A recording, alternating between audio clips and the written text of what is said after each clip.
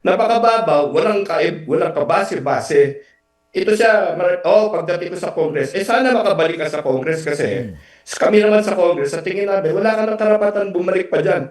Narinig ko nga na gusto niya mag-resign. Ituloy na lang niya sana para dyan na lang siya sa social media niya na banat ng walang base Oo. At tignan natin kasi hindi lang si Mr. Rason ang magpa-file ng kaso sa kanya dahil alam mo siguro, Alvin, siguro mga 40 miyembro namin na nandun Papailan din namin siya ng, libel and cyber libel case, no? Kasi binanggit niya lahat ng NUP members na nandoon. So, inaalam ko ngayon sino yung mga NUP members na nandoon. Sinabi ko sa kanila, lahat tayo. Na ano niya, na libel dyan, no? So ako personal, magpapile din ako. Siguro may alam ako na ilan-ilan na nakahanda na yung kanilang filing din sa iba't iba't distrito nila, no? Ngayon, doon sa suspension niya, nag-file kami ng motion sa committee dahil hindi pa nga tapos yung kanyang suspension, nag-umpisa na naman, di ba? Exactly. So sabi namin, siguro para na lang alam namin na, talagang lehitimong isip ito, Mm. bago siya bumalik, magpasailalim siya sa isang Congress-appointed psychiatrist para i-check yung kanyang mental fitness. Mm. Kasi kung, maaaring pagpasensyahan na lang natin to kung talaga may diferensya, no? Pero kung wala, di talaga may criminal liability siya. Talagang tutuhanin namin siya.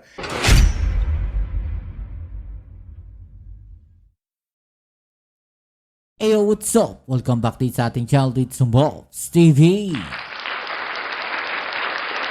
Alright, so tayo nagbabalik-balik mga babayan at ito pag-usapan natin, no? Kiko Barsaga, mga babayan, mukhang hindi na po makakabalik sa Kongreso dahil sa patong-patong na kaso na kanyang kakaharapin, no? At mukhang tatanggalin na rin siya sa partido, mga babayan. Yan po ang ating alamin ngayon at pag-uusapan. Pero syempre bago ang lahat, please don't forget to subscribe, like, share at comment dyan sa comment section. At syempre shoutouts tayo sa mga followers natin dyan. Maraming salamat sa mga subscribers natin dyan. At kung ikaw ay hindi pa nakasubscribe, pakiclick mo na ang subscribe button at pakilike na rin ang ating video ngayon. Alright? Okay, so ito mga babayan, no? Ito medyo nagkakaroon ng updates, no? Dahil sobrang ingay nga po ngayon neto nga si Kiko Barsaga, mga babayan. Dahil kung mapapansin natin, no? Talagang ang dalawang pinakamaingay ngayon na congressman ay walang iba, si Barsaga at saka ito pong si Leviste, mga babayan, no? At mukhang si Leviste ngayon ay pinaglalaylo na po at itong si Barsaga naman ang talagang sobrang ingay ngayon. Di pa ba kayo nakakahalata, mga babayan? At dahil po sa sobrang ingay na itong si Barsaga, mukhang hindi na ata siya makakabalik sa Kongreso dahil may plano po ang NUP, mga babayan, at sa dami po ng kasong kanyang kakaharapin. Ngayon, mukhang mahihirapan itong si Barsaga, mga babayan. Ha? Imagine ninyo, no? Pati si Razon, no? Kanyang idinawit, mga babayan. Sobrang ingay, no? Sobrang ingay ni Barsaga sa totoo lang, no? Alam niyo yung parang para siyang pusa sa gabi na ang ingay nakakairita. Okay, so ito panoorin natin, mga babayan, no? Grabe yung mga nangyayari ngayon. Sobrang ingay ni Barsaga talaga, mga babayan. Kiko Barsaga, posibleng kasuhan dahil sa akusasyon ng suhol, mga babayan. No?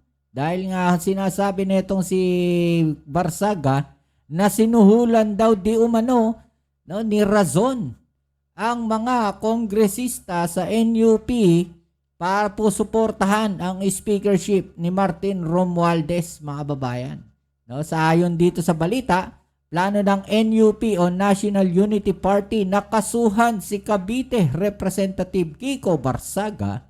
Kasunod dito ng social media post ni Barsaga kung saan inakusahan niya ang mga miyembro ng partido na tumanggap ng suhol para suportahan ang speakership ni late Representative Martin Romualdez noong nakaraang taon. No, ito mahirap dito 'di ba? Gagamitin niya, mga babayan, no, yung kanyang speech sa Kongreso para hindi siya makasuhan ng libel. Napakagaling mag-isip na bata. Wala nga namang magagawa, no? Hindi siya pwedeng kasuhan kapag sa privilege speech po siya sa Kongreso nagsalita. Na dahil meron silang parang immunity po doon. No, kaya yun yung plano niya. Kaya lang, hindi nakapagpigil si Barsaga, ayun, no? Nadali, na-foul, mga babae. Nag-round na kuryente. Ayon kay Party Chairman Antipolo Congressman Ronaldo Puno, gagawa sila ng legal na hakbang para maprotektahan ang karapatan at reputasyon ng mga miyembro ng partido. Plano naman ni Barsaga na magpresenta ng ebidensya sa akusasyon sa pagbabalik ng Kamara sa Pebrero. Ang tanong, mga babayan, kung makakabalik pa siya, mga babayan, no, sa Pebrero sa Kamara. No, yan po ay ayon dito sa balitang ating papanoorin ngayon. Kaya't sama-sama natin itong panoorin, mga babayan, at pag-usapan. Right? Let's go. Tinuluyan po pala ni Razon si Barsaga. Although sabi naman ng Barsaga, magantay kayo. May privilege speech ako sa Pebrero. Pagbalik ko sa Kamara at ibubunyag ko lahat ng ebidensya ko. Ano pong masasabi niyo doon? Bakit naghihintay pa siya hanggang Pebrero? Kung meron ba talaga, dilabas niya na ngayon, hindi ba? Exactly. Mga babayan, yun yung sinasabi natin. No? Bakit mag-aantay ka pa ng February? Bakit hindi pa ngayon? No?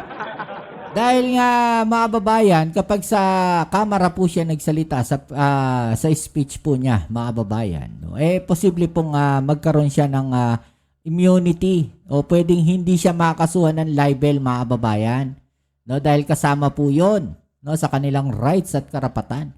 No, ngayon kung ano man yung sabihin niya doon, kahit makapanira siya ng ibang tao, mga babayan, posibleng hindi po siya makasuhan. Ang problema, no? Ang problema, nauna siya nagsalita.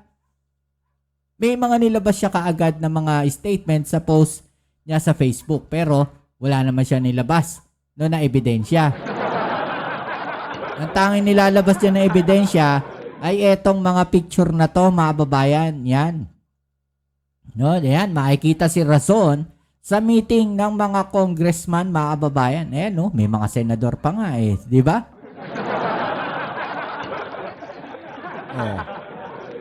Alam nyo, ito isa sa malaking katanungan dito, mga babayan, no? Kung sinasabi niya, no, na nasuhulan, ito pong mga nasa NUP ni Razon, mga babayan. Anong ginagawa po ni Senator Lacson diyan at saka ni Senator Soto diyan?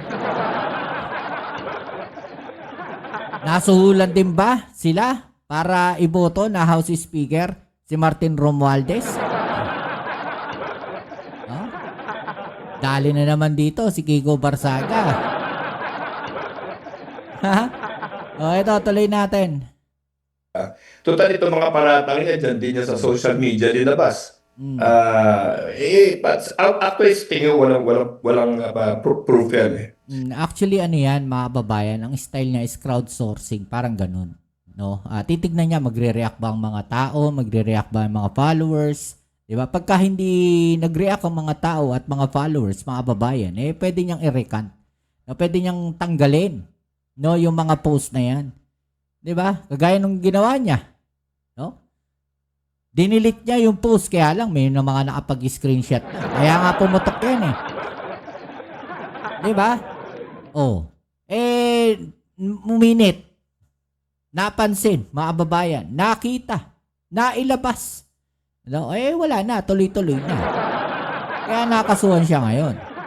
Opo. Walang pagpatunay yan. Dahil, alam ko naman ang nangyari. Talagang walang ganyan. Ewan ko saan nanggagaling ma-invento niya mga ganyan. Dahil paano kami susuhulan para sa isang speakership fight na wala namang kalaban. Exactly. Yun yung sinasabi natin. Di ba? Wala namang kalaban si Romualdez sa speakership. Ba't kailangan nyo suhulan? Di ba? Sabi ko kanina na parang sa pagkakaalala ko, parang walang kalaban si Romualdez doon no po? Wala. No. Wala talaga. Kaya nga, ewan ko, talagang naghahanap ng attention siguro itong batang to, no? Pero, alam mo, medyo seryoso talaga yung ginawa niya dahil Ito na, sinusubukan na, naghihirap na nga kami para mabawi yung pagtitiwala ng ating mga kababayan. Babanat sa ng ganyan na walang kabase-base. Na, ewan ko kung bakit niya ginawa na biglang-bigla na naman. Ewan ko lang mga kababayan, no? Ito ba ay isang uri ng paninira sa ating gobyerno, sa Congress, mga kababayan, no? Itong Kongreso, no, na kung saan ay kinaaaniban niya, no? At the same time, yung partido po na kanyang sinisira, mga kababayan, nandyan din yung partido ng kanyang mga magulang. No, yung kanyang tatay, dyan din galing. Yung nanay niya, nasa NUP rin, mga kababayan. Diba? So imagine ninyo, anong klaseng pag-iisip talaga meron etong si Barsaga. Diba? Although nakita natin sa mga nakaraang mga araw, although yung huling mga post niya kung saan siya nasuspinde, binaba niya, tapos tubigil siya sandali, ito na naman siya, no? Siguro na natutuwa lang siya siguro sa atensyon na nakukuha niya. Pero kawawa naman lahat ng mga sinisiraan niya, no? Kasi Exactly. Diba? Paano yung mga tao na wala namang kinalaman talaga dyan? No? Paano yung mga tao na wala naman talagang ganon? No? Na nadadawit. Kasi NUP Pag sinabi mong NUP sa partido, no? Kunyari sinabi niya, yung partido na yan, yung NUP na yan, no? Nasuhulan.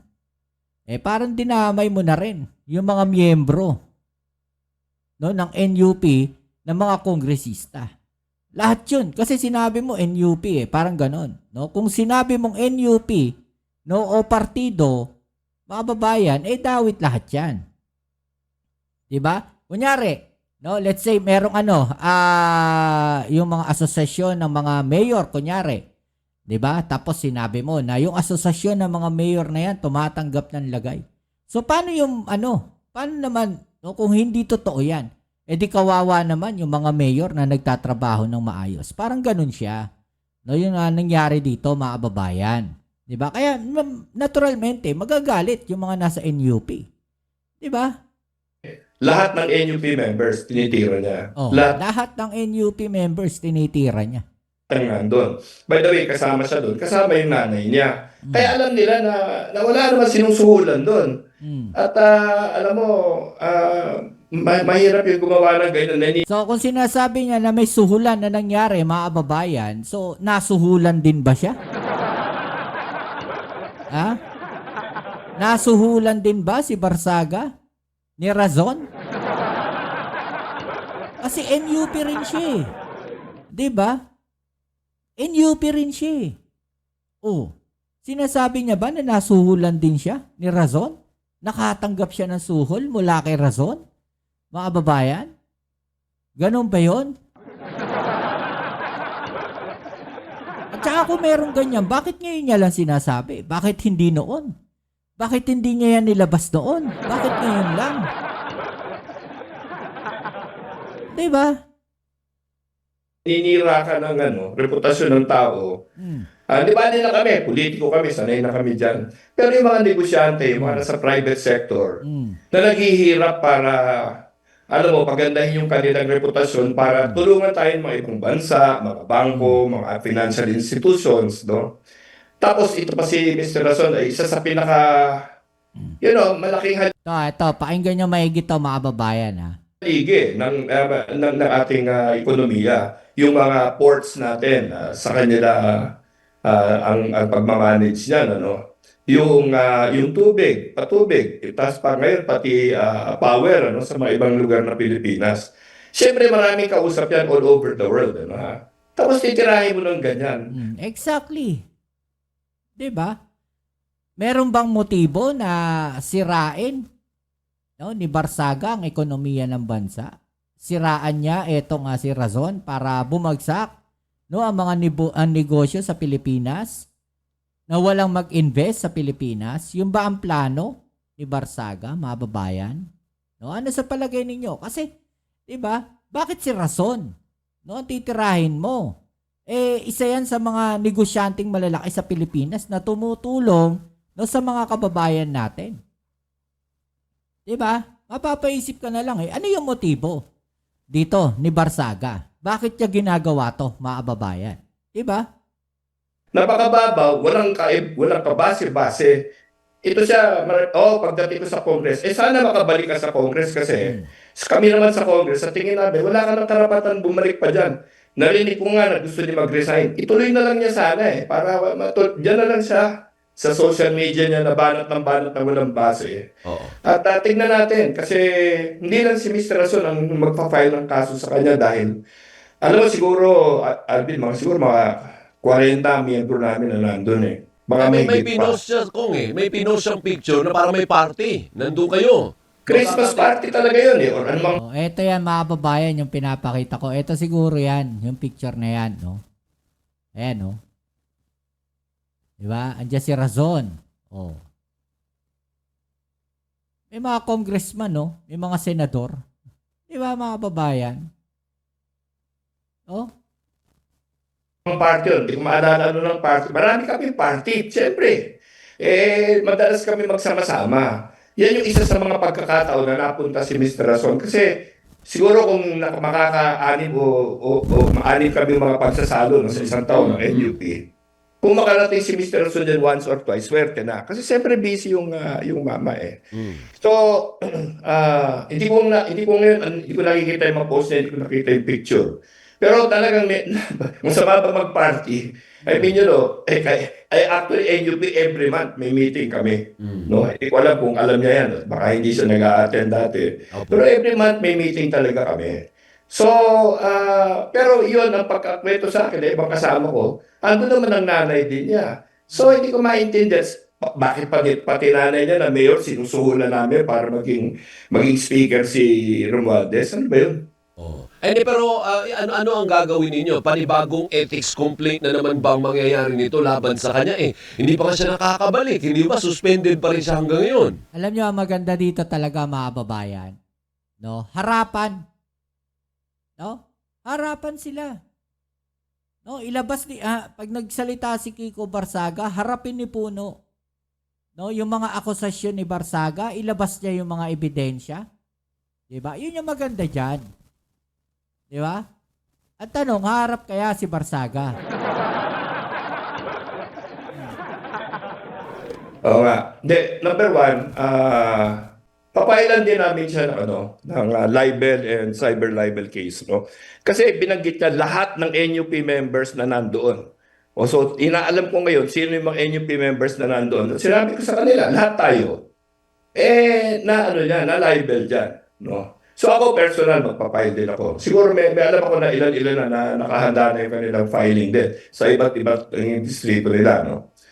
Ngayon, doon sa suspension niya, nag-file kami ng motion sa committee dahil hindi pa nga tapos yung kanyang suspension, nag-umpisa na naman. Diba? Exactly. So sabi namin, siguro para na lang alam namin na talagang lehitimong isip ito, bago siya bumalik, magpasailalim siya sa isang Congress-appointed psychiatrist para i-check yung kanyang mental fitness.